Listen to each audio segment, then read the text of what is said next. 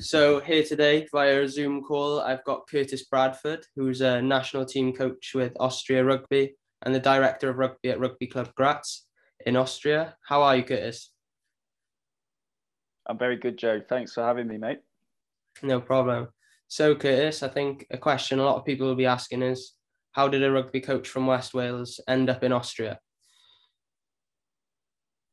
Yes, probably a good question. Well, I was when I was sort of younger, I was interested in coaching, and I was a very average player. And kind of through injuries and things, I sort of did a lot of coaching on the side of my playing, and I landed a job then with the Welsh Rugby Union. And I was coaching sort of in the Ceredigion area, which was when we crossed paths. I really enjoyed that and enjoyed coaching, but I just sort of, I think, got to a point where I was working in the school I attended as a pupil. I was coaching in Newcastle Emlyn Rugby Club, which is the club I'd always played for.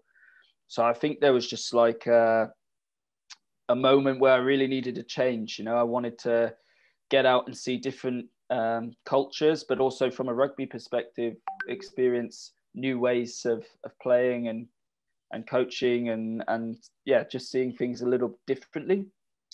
So through that, I traveled to Malaysia, worked in Malaysia for a bit, and Australia, and then from Australia ended up in Austria, coaching.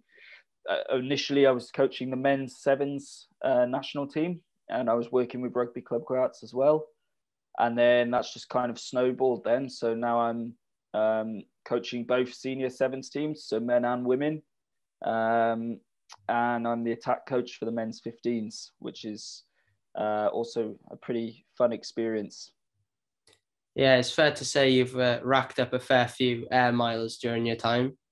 I was going to ask what your favorite of those experiences was, but I don't think it's fair because they must have been so different.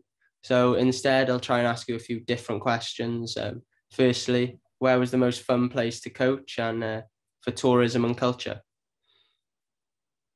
Oh, that's a good one.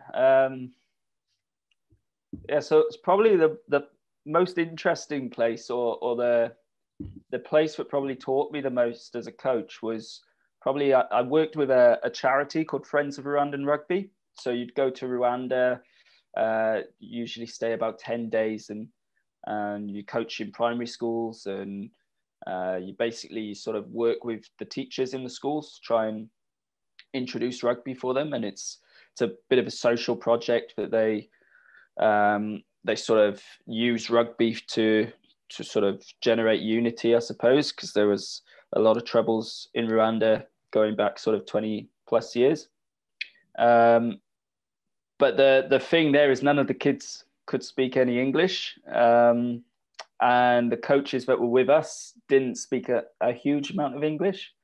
So it was always a pretty challenging situation. And, you'd go to a school session and you'd have like, I don't know, somewhere close to 80 kids.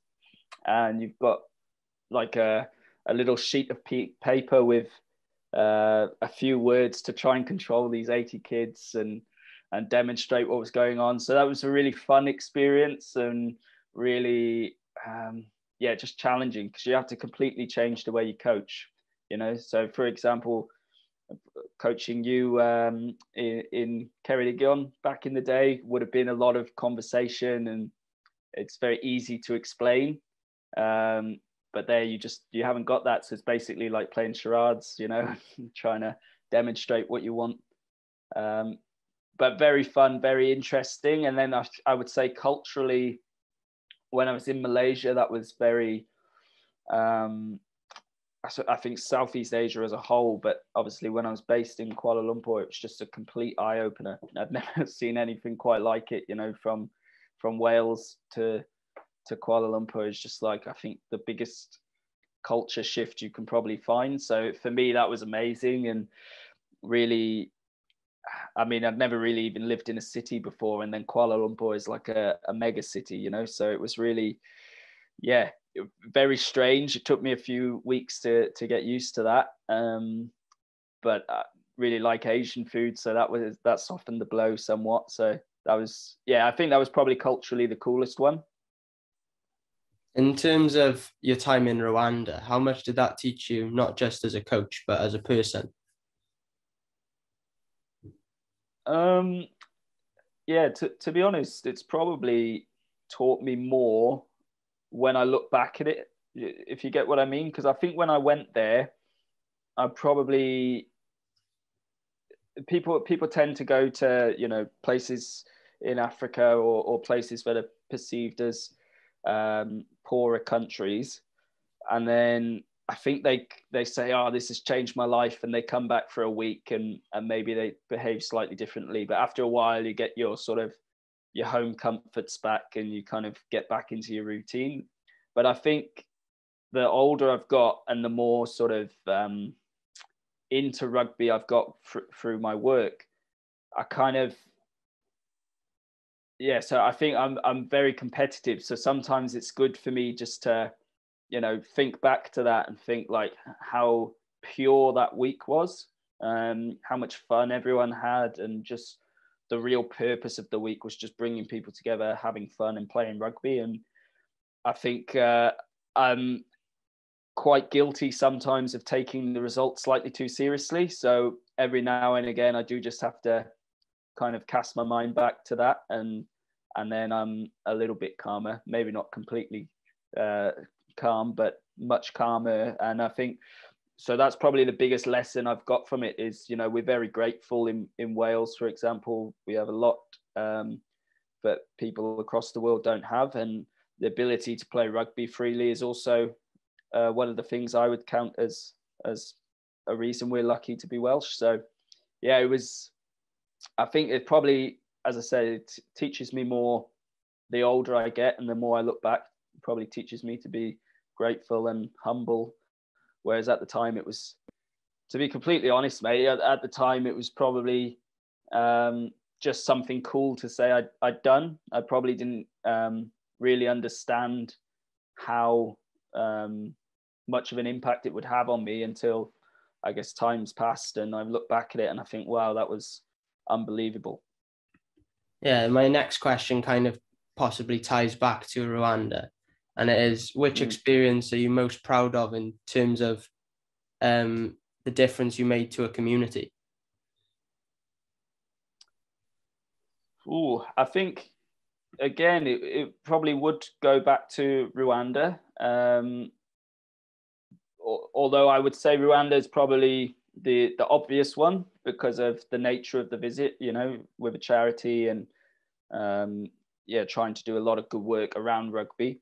But it's definitely something I look back at and I'm immensely proud of. And I really think that it did make a difference, and I think, we took a load of kit over, a lot of equipment. So hopefully that's left a bit of a legacy for rugby in Rwanda. So from that perspective, I would say very proud of the work I've done there.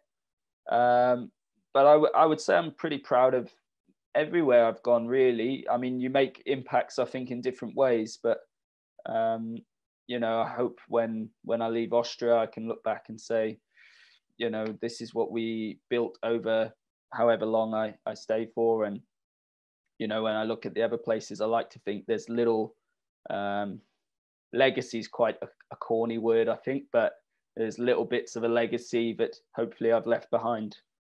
I'd like to think anyway. In terms of on-field experience, then, which one of those are you, of the difference you made, which experience you're most proud of?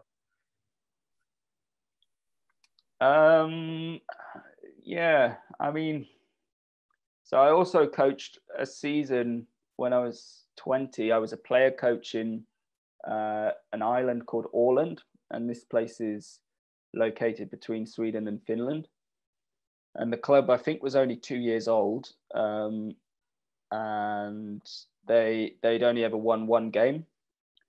So they didn't have very high expectations when I arrived, and we kind of, I mean, I was 20 years old coaching a men's team alongside playing. So I think my ego must have just been absolutely enormous.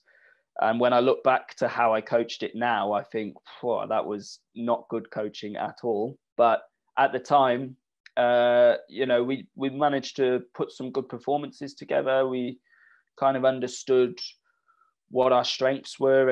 And yeah, we put a little bit of a run together. I think we missed out on promotion that year by 1 point. I think we won either 5 or 6 games out of the 8 games we played. So for me, that was like, in terms of achievement, like black and white, that was an amazing sort of accomplishment. It's hard to say. I think the thing is, Joe, I'm a little bit, I'm very difficult to satisfy. So unless I've won a championship, I get a little bit frustrated. Why didn't we win the championship? And times we've won championships, I'm kind of look at that and I think, well, now we've got to win the next championship. So I think the thing is you need to sort of take the small wins along the way. And it's something, again, I'm trying to learn to do as I go, I think. But I think that experience in Orland was probably why I fell in love with coaching, because you could have the sort of the tactical side of it started to sort of resonate with me, and I just wasn't thinking as a player anymore. I was thinking, well, how can I make my team better and hopefully get a win? And because the results were better than they'd been for the club previously, I definitely left there with my ego pretty big, and that's definitely why I wanted to carry on with coaching. And in terms of just the way that you've gone about your coaching, and you're not satisfied, you're very ambitious, what's coming next? Oh, yeah, that's a good question. I think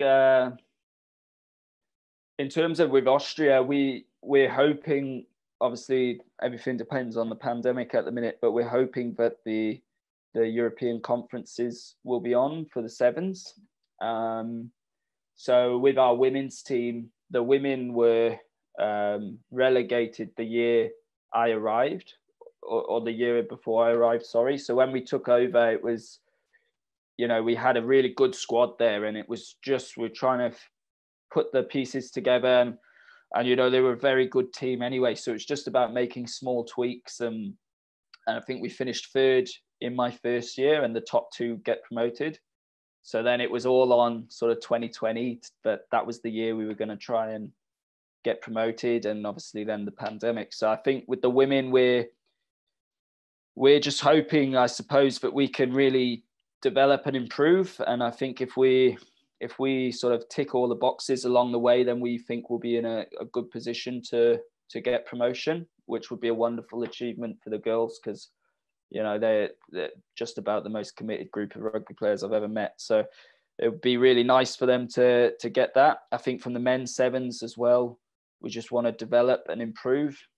And then what that means for me sort of individually, I suppose, is just the next sort of stage then, because I always sort of did 1 year here, 1 year there to try and get as much experience. I'm now in my 3rd year in Austria. So for me, I suppose it's just trying to be a different type of coach. I think before I was very intense and probably annoyed a lot of people. So after a year, you kind of have to move on.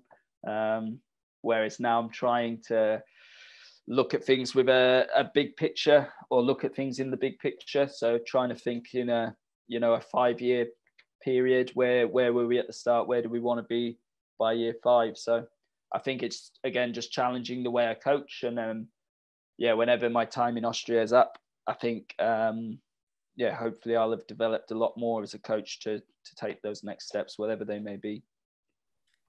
You said you don't know what's next, but could you see yourself looking for a role within a bigger team, or would you look to take on another project next? Yeah, there's a good question. Again, it's a tough one to answer, because obviously, you don't know what your life situation is like. You don't know like how things are going away from the pitch.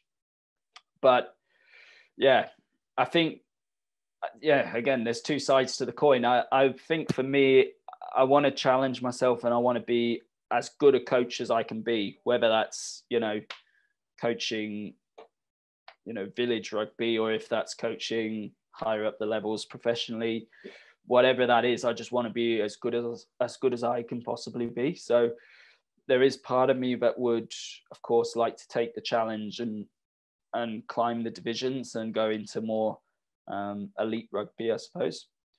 But then the other part of me thinks like rugby globally is quite a small game, really, which sounds bizarre, really, considering how big that it is as a sport. But when you go outside the sort of the top 15 countries, rugby's profile is not very big. So imagine if you could play a part in growing that, and I think that also appeals to me. I've really liked my sort of trips to, to Scandinavia, to Africa, here in Austria, Asia, and I really like seeing when you go back to those places, the sort of the boom, and how things are developing. So it's a tough one to say. I think, like I said, personal life comes into that as well, because at some point, you're not going to want to travel all the time.